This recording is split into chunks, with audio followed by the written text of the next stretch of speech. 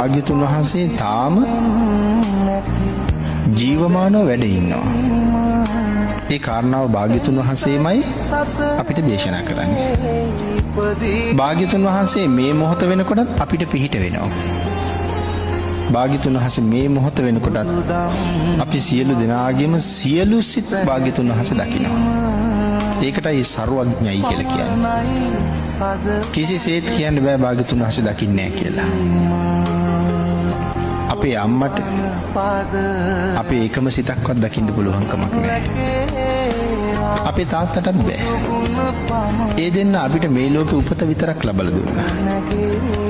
නමුත් භාග්‍යතුන් වහන්සේ මගේ අතීත සිත් පරම්පරාවක් දකිනවා.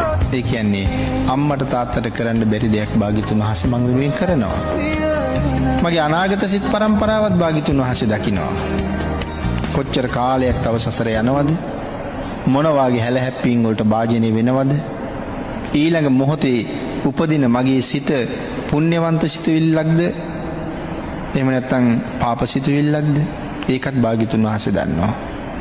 මම නිවන් දකින්න තව බුද්ධාන්තර කීයක් සංසාරේ සැරිසරනවද? ඒකත් භාග්‍යතුන් වහන්සේ දන්නවා. මේ මොහොතේ පහළ වෙන සිතුත් ඔක්කොම භාග්‍යතුන් වහන්සේ දන්නවා. එහෙනම් භාග්‍යතුන් වහන්සේ මේ දැනුත් අපට පිහිට වෙනවා කියන කාරණාව හරි ගැඹුරින් අවබෝධ කරන්න තියෙන කාරණාවක්.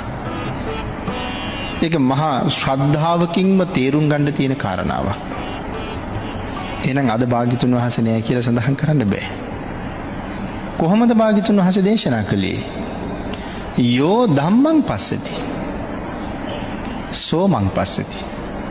එහෙනම් භාග්‍යතුන් වහන්සේගේ ධර්මය අදත් යමෙක් හරියටම දකිනවා නම් සැක නෑ ඔහු භාග්‍යතුන් වහන්සේව දැක්ක වෙනවා. එහෙනම් ඒ පුජ්‍යලයට අද භාග්‍යතුන් වහන්සේ දකින්නේ නෑ කියලා පශ්චාත්තාපයට පත් වෙන්න දෙයක් නෑ. මනාව ධර්ම රත්නේ දැක්ක කෙනා හැබැවින්ම භාග්‍යතුන් වහන්සේ දැක්ක වෙනවා.